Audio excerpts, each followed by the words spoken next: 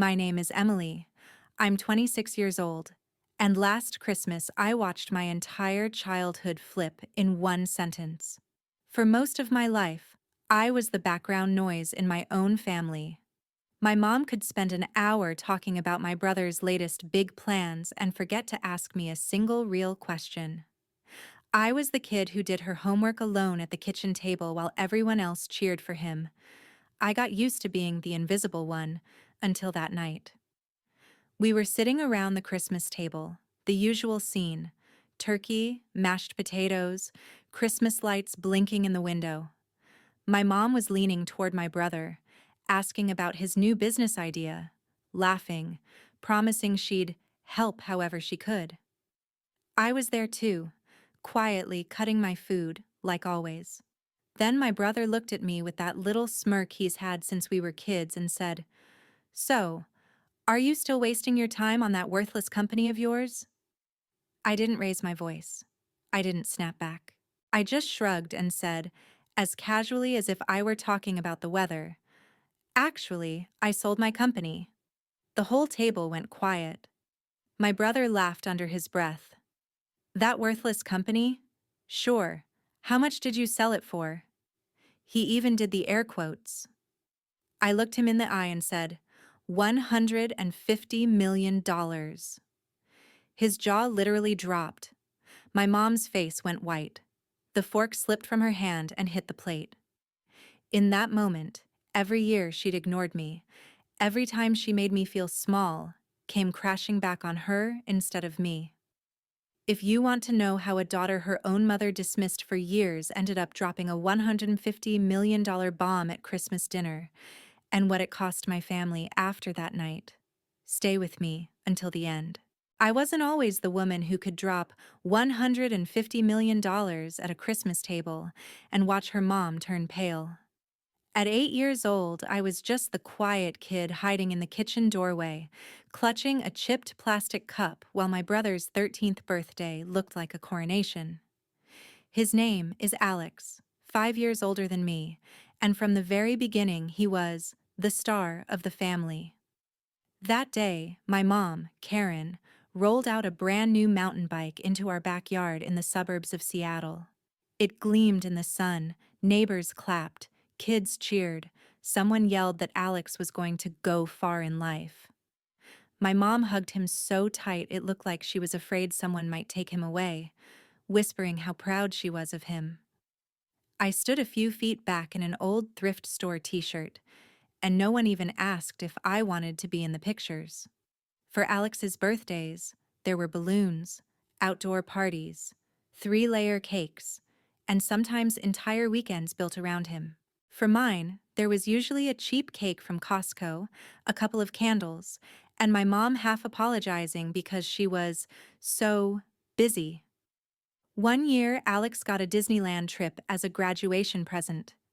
I got a card from the drugstore and some cash in an envelope left on the kitchen counter.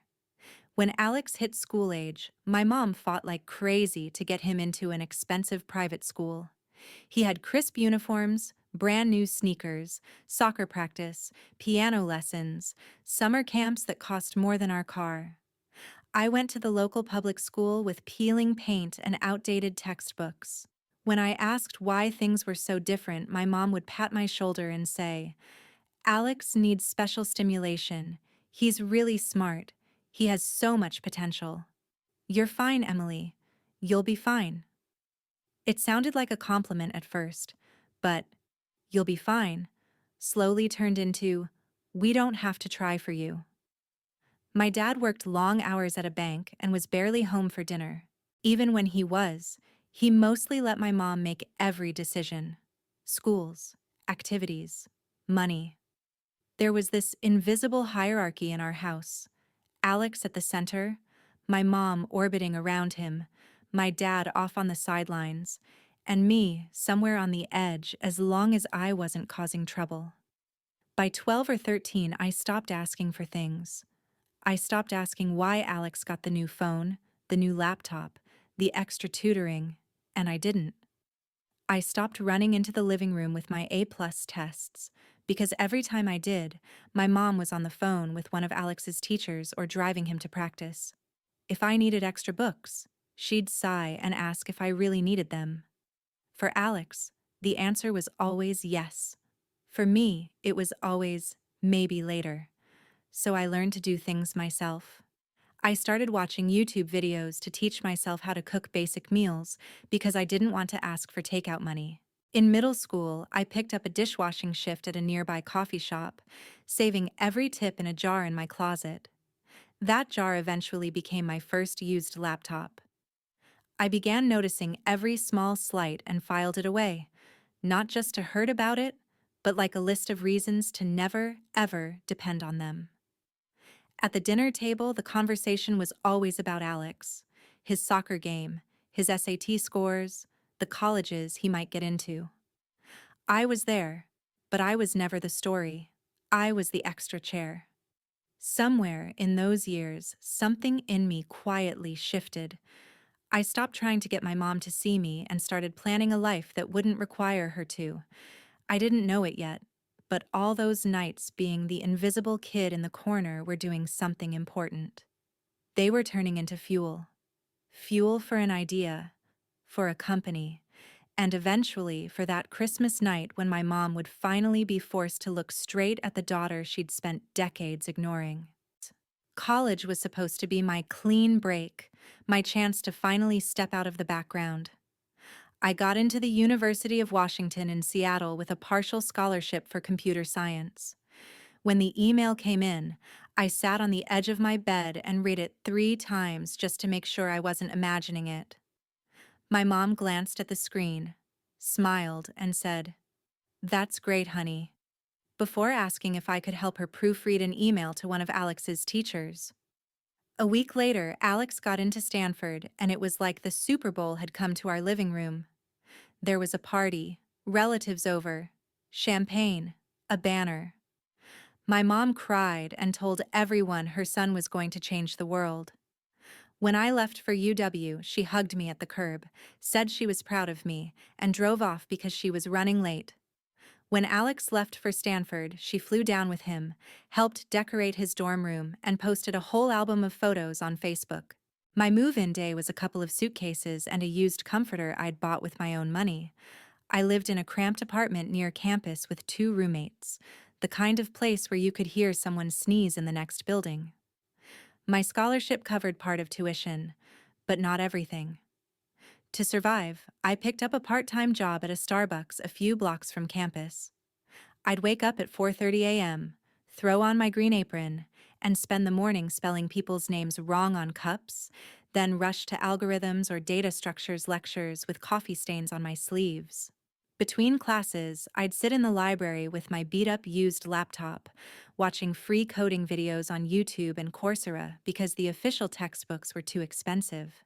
While everyone else joined clubs and went to parties, I was learning how to build basic apps. I didn't feel sorry for myself. Honestly, it felt kind of good, like I was slowly building something that was mine. The idea that changed everything started in the most boring way possible. People complaining. My friends were constantly exhausted. They'd pull all-nighters, eat trash from vending machines, skip the gym for weeks, then crash and wonder why they felt like zombies. My roommate would say, "I wish something would just tell me when to get off my ass and drink water."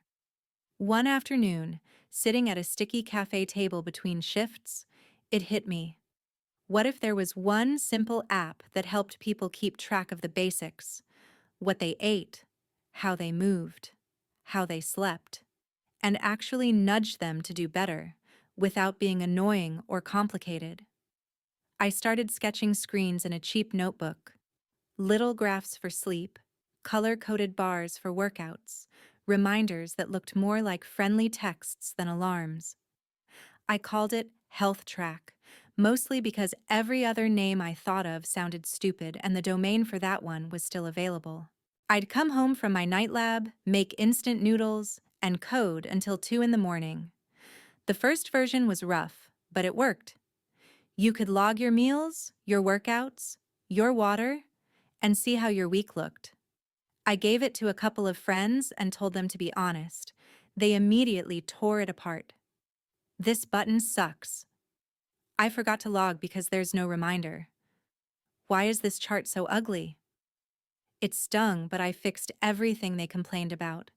Little by little, more people started using it. A girl in my stats class told her boyfriend, who told his frat brothers, who told their entire group chat. Someone left a random positive review that made me cry in the bathroom at work. When HealthTrack made its first $500 from in-app ads, I stared at the dashboard for a full minute. It wasn't much, but it was more than my family had ever invested in me. I took that money and bought a slightly better used laptop so I could code faster.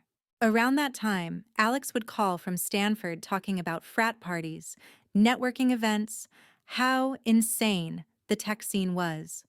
My mom would gush about his business classes and all the doors that would open for him.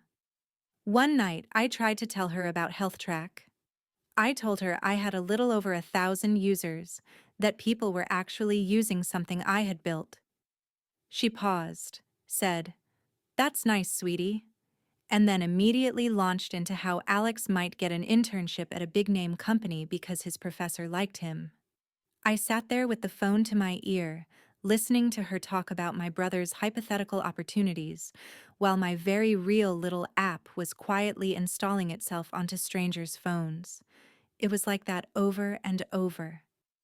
Every time something went right, a class I aced, a new feature I shipped, a small bump in downloads, my mom either didn't ask or changed the subject to Alex. Eventually, I stopped bringing it up. I let her believe I was just doing some computer thing and getting by. Meanwhile, I kept grinding. I studied during my breaks at Starbucks, scribbled code on napkins, read documentation on my phone while waiting for the bus. I watched people in the campus gym checking their phones between sets and imagined HealthTrack sitting on all of them. I wasn't thinking about revenge. I wasn't even thinking about money yet. I was just chasing this weird electric feeling I got every time someone said, "Hey, this actually helps me." I didn't know it then, but those late nights and ignored phone calls were the beginning of something way bigger than a college side project. HealthTrack was quietly growing roots, and so was I. And at some point, those roots were going to push straight through the floorboards of the little box my family had always kept me in. Graduating early wasn't part of some grand master plan. It was just what happened when you take extra credits every semester because you can't afford to stay in school longer than necessary. While my classmates were debating gap years and backpacking through Europe, I was signing a lease on a tiny office space in a gray building in Seattle's tech district. It had ugly carpet, flickering fluorescent lights, and a view of a parking lot. But to me, it felt like a kingdom. HealthTrack wasn't just a side project anymore. I filed the paperwork, incorporated the company, opened a business bank account, and moved my whole life into that small room with two mismatched desks and a secondhand couch I found on Craigslist. My schedule got even more intense. Mornings were for customer support emails and bug fixes, afternoons for new features, nights for teaching myself marketing from free podcasts and blog posts. I answered every review personally, DM'd users who quit to ask why, begged a designer on Upwork to make my app look a little less like something built in a basement. Slowly, the numbers started to shift. Downloads weren't just a trickle anymore. People were sharing screenshots of their progress on social media. A local trainer reached out and asked if he could recommend HealthTrack to his clients. Then another. A small gym asked if we could create a custom onboard message for their members. I said yes to everything. I built a basic premium tier. Nothing crazy. Just a few extra features and deeper insights for a few dollars a month. When our annualized subscription revenue hit $50,000, I stared at that number and felt the room tip a little. It wasn't quit your life money, but it was this is real money. Real enough that I hired 2 junior developers fresh out of school, kids like me who just needed someone to bet on them. We cramped into that tiny office with laptops and cheap coffee, eating takeout and pushing updates every week. Somewhere in the middle of all this, Alex's big Stanford dream started cracking. His first startup, some kind of hyper-local delivery app, tanked. He burned through $100,000 of my mom's money, shut it down, and moved back home. Karen called me crying about how hard the world was for her. Poor boy. How he just needed one good break. How she was worried about his confidence. She barely asked what I was doing. When she did, it was a vague, "That app is still going okay, right?" Like I was talking about a hobby, not a company. I kept my answers short. "Yeah, it's fine. Yeah, we're growing." I didn't mention revenue. I didn't mention employees. It felt pointless. While Alex was working part-time at Target and later at Best Buy, talking about getting back into the startup scene soon, I was negotiating our first partnerships with actual companies. A chain of gyms wanted a branded version of HealthTrack. Then an insurance company reached out about possibly rewarding their users for healthy habits tracked through the app. I was still driving an old Toyota and wearing the same sneakers from college, eating Chipotle on the office couch. So from the outside, nothing looked impressive. Inside my little world, everything was shifting. One day, an email popped into my inbox from a business development guy at a very large tech company. They wanted to talk about strategic options, which is corporate language for, "We might want to buy you." I walked into that meeting in my only decent blazer, palms sweating, trying not to look like a kid who still lived on takeout. They offered $50 million for HealthTrack. 50. With more zeros than my 8-year-old self could have imagined. For a moment, I pictured calling my mom, heard her finally saying, "I knew you had it in you." Then I listened to the rest of the offer. They wanted full control. They wanted to optimize the monetization funnel, which was a fancy way of saying they wanted to shove ads and upsells into every corner of something users trusted to take care of their health. It felt wrong. I said no. My lawyers almost choked, but turning that offer down sent a different signal into the water. If one big player wanted us, others might too. A local venture capital firm that focused on health tech reached out. They didn't want to buy, they wanted to invest and help us scale. I negotiated hard and took $8 million, enough to grow, but not enough to lose control. We opened a second office in Portland, hired more engineers, expanded our mental health tools. HealthTrack integrated deeply with Apple Health, Fitbit, all the big wearables. We crossed 1 million active users. Annual revenue climbed into 8 figures. At 25, I signed the papers on a modest penthouse in Seattle with a view of the water. I filled it with IKEA furniture and plants I mostly forgot to water. I still drove the same beat-up car. I still wore hoodies to work. But my life was no longer small. The offer that eventually stuck didn't come from a flashy tech company, but from a giant healthcare group that wanted to bring preventative wellness into their system. They didn't want to gut the app. They wanted to keep my team, keep the brand, and use their resources to reach more people. They offered $150 million. We negotiated terms for months, my days a blur of contracts and video calls and numbers that made my teenage brain short-circuit. When I finally signed, I walked out of that final meeting numb. After taxes, after bonuses for my team, after all the fees, I was left with roughly $90 million, $90 million more than anyone had ever thought I would have, including me. I didn't call my mom. Instead, I called a therapist. Sitting in that small, quiet office, I talked for the first time in my life about what it felt like to be the invisible kid, the "you'll be fine" child, the afterthought. We went through every birthday, every brushed-off achievement, every time my mom chose to save Alex instead of even seeing me. I expected to feel triumphant. Mostly, I felt tired. Sessions turned into months. I started donating to health nonprofits, especially ones focused on women who needed mental health support. I realized something that surprised me.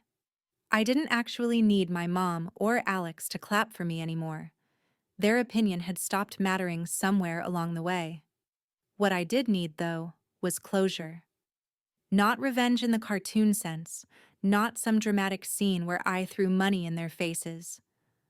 I wanted to know, for my own sanity, what would happen if I walked back into that house not as the invisible daughter, but as the woman they had refused to see.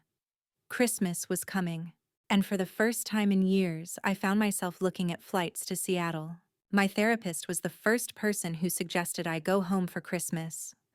Not because she thought my family suddenly deserved me, but because she wanted me to see, in real time, how different I'd become. Treat it like an experiment, she said. Not a reunion. You're not going there to get something from them. You're going there to observe. So that's what I told myself when I booked the flight from Portland back to Seattle. It wasn't a homecoming. It was data collection. I could have driven. But there was something symbolic about flying into the city I grew up in as the founder, who had just sold her company for $150 million. I didn't tell my mom about the sale. I just texted her that I was free this year if she still wanted me there for Christmas. She replied within seconds, more enthusiastic than I expected. Of course, Alex will be here too. It'll be just like old times. The heart at the end almost made me laugh. Old times were exactly what I was nervous about. I booked a room at a hotel near the airport instead of staying at the house. That decision alone felt like drawing a line in thick black marker.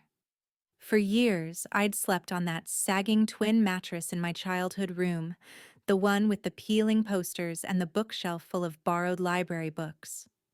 This time, I wanted a door I could close that wasn't hers. On Christmas Eve, I landed in a gray Seattle afternoon. The clouds were heavy, the air wet and familiar. I checked into the hotel, dropped my suitcase, and just stood there for a minute looking at the clean, anonymous room. White sheets, neutral art. No history. No ghost of a younger me trying to be seen. The next day, I drove my rental car to my mom's house. The neighborhood looked smaller somehow. The same cracked sidewalks. The same pitiful little park at the end of the street. Her house still had the faded blue paint and the overwatered lawn. The only thing different was the plastic Christmas reindeer on the lawn, one of its antlers bent. My heart picked up as I walked up the front steps, but it wasn't fear. It was more like stage fright. The door opened before I could knock. My mom stood there in a flour-dusted apron, cheeks pink from the oven heat, the smell of roasting turkey rolling out behind her. For a split second, I saw the mom I used to chase after with drawings and test scores. Then the moment passed. She pulled me into a quick hug, more polite than anything. "Emily, you look so grown up," she said, stepping back to look at my coat, my shoes, my face, like she was evaluating a stranger's outfit. "How's work? Still doing your computer stuff?" "Yeah," I said, shrugging. "Still doing my computer stuff." She nodded like that answered everything and immediately launched into an update about Alex. "He was doing so much better," she said. "He had this amazing new business idea and was really turning things around." Her eyes lit up in a way they never did when she looked at me. "You'll see. He's been working so hard. I'm just so proud of him." I stepped inside. The house smelled like nutmeg and sugar and dish soap. The same artificial Christmas tree stood in the corner of the living room, loaded with old ornaments. There were framed photos of Alex in his football uniform, Alex at Stanford, Alex in a suit at some networking event. None of me. Not one. I spotted a picture from when we were kids. Alex on his new bike in the backyard, my mom's arm thrown around him, me blurry on the edge of the frame, half cut off. I almost smiled. "Alex," my mom called toward the living room. "Your sister's here." He was sprawled on the couch, watching an NFL game with a beer in his hand, one sock on, one off, like always. He muted the TV and stood up, giving me a once-over. "Well, if it isn't the coding queen," he said with a crooked grin. "Still single? Still buried in your little app thing?" I could feel my mom watching my reaction, waiting for me to laugh it off like I used to. I just smiled. "Nice to see you too, Alex." I put my bag down and followed my mom into the kitchen. She handed me a dish towel like nothing had ever changed. "Can you help with the salad?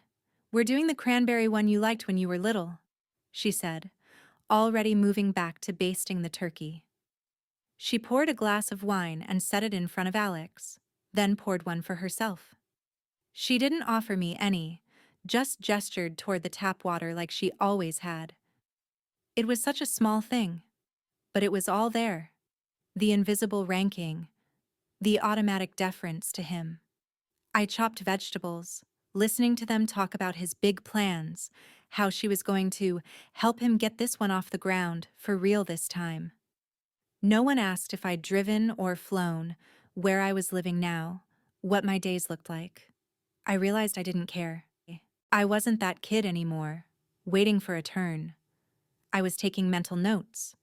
How she kept circling back to Alex. How he soaked it up. How automatically I had slipped into the role of quiet helper in the kitchen. When she finally called us to the table, my pulse picked up again. The plates were set the same way they always had been growing up. Alex at one end, my mom nearest to him, me off to the side. I sat down in my old spot, but I wasn't the same person. This time, I wasn't here to disappear. I was here to see exactly what happened when the ghost in the corner finally decided to speak. Dinner started the way it always had, with my mother directing every bit of attention toward Alex. She passed him the mashed potatoes first, laughed at every lukewarm joke he made, and asked about his big new venture like he'd already gone public. He launched into a rambling explanation about an online sports gear store, how the market is wide open, and he just needed a little capital to get it off the ground. My mom nodded along, eyes shining. "And of course I told him I'd help," she said, glancing at me like she expected approval. "A little push now, and he'll be unstoppable." I took a sip of water and kept my face neutral. The conversation rolled right past me. They bounced from his business idea to his workout routine, to some story about a guy he knew who almost got signed to the NFL. I could have been a piece of furniture for all they noticed. When my mom finally turned to me, it was with the same half-interested tone she used with telemarketers. "So, Emily," she said, cutting into her turkey, "you're still doing your computer job, right? Working on that app?" I set my fork down, feeling the weight of the moment float just out of reach. I could have said everything right then. Instead, I shrugged. "Yeah, still working on it." She smiled, relieved she didn't have to follow up. "As long as you're managing to pay your bills, that's what matters," she said, like I was a teenager babysitting for gas money. Alex smirked, swirling his wine. "Come on, Mom," he said. "You know Emily, she's fine. She's got her little project." His eyes flicked to me, and I saw it. The same condescending glint he'd had since we were kids. "Still wasting your time on that worthless company?" There it was, the word from the hook I'd been carrying around in my chest for months. Worthless. I didn't flinch. I didn't roll my eyes or snap back. I just looked at him and said casually, "Actually, I sold my company." The room went quiet so fast I could hear the hum of the fridge in the next room. My mom froze with her fork halfway to her mouth. Alex let out a short laugh. "What?" he said. "You sold it?" He did the air quotes again, the way he had when we were kids talking about my little coding thing. "To who?" "A healthcare group," I said. "They bought HealthTrack." Saying the name out loud in that house for the first time felt strange, like introducing a stranger to a family that had pretended you didn't exist. Alex snorted. Okay, so what? You got what? A couple $100,000? Enough to move out of your little shoebox apartment? His face was bright red now, half from the wine, half from the idea that I might have actually done something real without him. How much did you sell it for exactly? My mom was staring at me, eyes wide. Yes, she said softly. How much? I met his eyes and saw the challenge there, the assumption that he was still above me, no matter what I said. I let a beat of silence stretch out until I could feel the tension buzzing in the air. Then I said, clear and steady, $150 million. His jaw literally dropped. It wasn't just a saying. His mouth actually fell open, like his brain had disconnected from his body. The fork slipped from my mom's hand and clattered against her plate. Her face drained of color so fast it was almost comical, like someone had pulled a plug. For a second, nobody moved. Nobody breathed. Then everything happened at once. That's not funny, Emily, my mom whispered. That's not a nice joke. You're lying, Alex snapped, regaining his voice. You're not that smart. Nobody pays that kind of money for some stupid phone app. I pulled my phone out of my pocket, unlocked it, and turned the screen toward them. I'd left the banking app open because some part of me knew this would happen. The balance stared back at them, a number so long it barely fit on one line.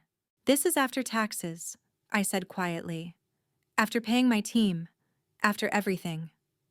My mom leaned in, eyes darting over the digits, lips moving as she tried to count the commas. Alex grabbed the phone from her, hands shaking, and started scrolling like he was looking for a trapdoor. When that didn't satisfy him, he snatched up his own phone, typing furiously. A few seconds later, I watched my own face appear in the reflection of his glasses. My headshot from an article. His eyes scanned the headline. I already knew what it said because I'd read it once, alone, at 2 a.m. 26-year-old founder sells health app for $150 million. There it was, in black and white. He scrolled, and I heard him mutter phrases under his breath. Under 30, fastest growing, mental health features. He stopped reading and looked up at me like he was seeing a stranger. My mom's eyes were wet now. Why didn't you tell us? She asked, voice shaking. How could you keep something like that from your own family? I let out a short breath that was almost a laugh. You mean the way you kept everything for Alex? I said. The private school? The trips? The 100,000 you gave him for a startup that failed? The way you forgot my birthdays or tossed me a grocery store cake while you flew down to move him into Stanford? Her mouth opened and closed, but no sound came out. That's not fair, she finally managed. We did our best. We supported you. We always— No, Mom, I cut in, my voice sharper than I intended. You supported him. You invested in him. You built your whole life around him. You told me I'd be fine, and then acted like that meant you didn't have to try. You made sure he had every chance, every safety net, every excuse. I built everything I have without a single one of those things. You don't get to play the victim now because your invisible child turned out to be the one who actually did something. Alex slammed his fist on the table, making the glasses jump. So what? You think you're better than us now? He shouted. You think money makes you special? You're still the same weird little sister who ate lunch alone and hid in her room. You just got lucky. I stood up slowly, napkin falling from my lap onto the floor. My hands were steady. My heart was not racing. It felt strangely calm, like this scene had been rehearsed 1,000 times in my head, and I was just hitting my marks. Luck didn't write a single line of code, I said. Luck didn't answer customer emails at 3 a.m. or refuse a $50 million offer because it wasn't right. Luck didn't fix your messes, Alex. Mom did. Over and over. I looked at her, really looked at her. She looked small, defeated, like the foundation she'd built her world on had just cracked straight down the middle. "You gambled everything on the wrong child," I said softly. "And now you're just angry that the one you ignored learned how to win without you." My mom reached out like she was going to grab my wrist. "Emily, wait. We can talk about this. Maybe you could help Alex. Invest. We're family. We should stick together." There it was. Not, "I'm sorry." Not, "I was wrong." Just, "Help Alex." The hierarchy she'd built was so deep in her bones, she didn't even hear herself. I picked up my phone and slid it into my pocket. "I did stick together," I said. "For years. You just never noticed." I pushed my chair back from the table. The Christmas lights blinked lazily in the window behind them, reflecting off their stunned faces. "Enjoy dinner?" I added. "Merry Christmas." And then I walked out of the house I grew up in, leaving my mother pale, my brother speechless, and 20+ years of being invisible sitting at that table behind me. The fallout from that Christmas dinner didn't happen all at once. It was more like a slow-motion collapse. I went back to my hotel that night, kicked off my shoes, and sat on the bed in the dark, staring at the city lights through the window. I half expected my phone to explode immediately. It didn't. The first wave hit the next morning. Long, rambling texts from my mom about family and misunderstandings, mixed in with accusations that I had humiliated my brother on purpose. A few hours later, Alex chimed in, calling me selfish, ungrateful, accusing me of turning my back on the people who raised you. I didn't answer. 2 days after that, a letter showed up from a lawyer representing both of them, demanding $3 million as compensation for the years of support, housing, food, and education they had provided. Reading it was like watching someone put a price tag on a childhood they barely showed up for.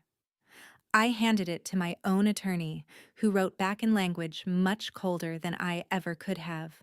He politely declined, then attached a detailed breakdown of my parents' financial records my accountant had pulled together. Every tuition payment for Alex, every check for his failed startup, every major expense with his name on it, and a big fat zero next to mine. At the end, he added that if they pursued their claim, we'd have no choice but to make those records part of the public record. The next message I got was short and frantic. "We're dropping it. Let's just forget lawyers." There was no apology, just retreat. Somewhere in the middle of that mess, Alex's life started to unravel. He was already fragile, furious that I'd passed him in a race he didn't even know we were running. He drank more, showed up late to his job at Best Buy, snapped at a customer who recorded the whole meltdown on their phone. The video hit a local Facebook group where people connected the dots between the ranting guy in the blue polo and the online posts he'd made, trashing his rich, ungrateful sister. A week later, he was fired. His new big idea for an online sports gear store never really got off the ground. Between credit card debt and a small business loan he didn't understand, he sank fast. My mom tried to save him the way she always had, refinancing the house, pouring whatever she had left into his black hole. It still wasn't enough. Within a year, the house I grew up in was gone, sold to cover debts. My mom moved into a much smaller apartment. Her health started to decline. Relatives who had watched her worship Alex for years pulled away when they realized how badly she had misplayed her hand. That next Christmas, I was in Hawaii with a small group of friends from the tech world. We swam, hiked, and sat on a balcony overlooking the ocean while I wired a sizable donation to a nonprofit that funds therapy for women who can't afford it. At some point, my phone buzzed with a message from a younger cousin. She'd seen the article about me and wrote that my story made her feel less crazy for being the overlooked kid in her own house. I invited her to call me anytime she wanted to talk about careers, money, or just life. She did. I became the mentor I had needed at 16. Months later, an envelope arrived at my office. Inside was a handwritten letter from my mom. She said she was sorry. Sorry she had favored Alex. Sorry she hadn't seen me. Sorry it had taken a headline about millions of dollars for her to realize what she'd thrown away. She wrote that she wished she could go back, that she hoped one day I would forgive her, that maybe we could start over. I read it once, then again. I didn't frame it, I didn't rip it up. I just put it in a drawer. The truth was, I had already done the forgiving that mattered. I had forgiven myself for not being able to fix her. I didn't send money. I didn't rush back in to rescue them. Setting boundaries was the only way to keep from becoming another one of their bad investments. I poured my time into my new company. This one focused on mental health and AI tools that actually help people check in with themselves. I told parts of my story on conference stages and eventually in a TED-style talk, not as a victory lap but as a cautionary tale about what happens when a family builds their world around one golden child and treats the other like a backup plan. Here's what I learned, the part I hope sticks with you more than the dollar amount ever could. Your worth is not determined by how loudly your parents clap for you, how much they spend on you, or whether they ever admit they were wrong. Sometimes the most loving thing you can do for yourself is to stop standing in front of people who refuse to see you and build a life where you no longer need their approval to breathe. Favoritism doesn't just hurt the kid who gets ignored. It cripples the kid who gets worshipped too. My mom lost her house. My brother lost his job, his excuses, and his safety net. I lost the fantasy that one day they'd wake up and magically become the people I needed them to be. In exchange, I got something better. A life I chose, built on my own terms, full of people who actually show up. If you've ever been the invisible one, the you'll be fine child, maybe you don't have millions or a headline, but you do have a choice. You can keep waiting for them to see you, or you can start seeing yourself. And if you were in my place, what would your version of walking out of that Christmas dinner look like?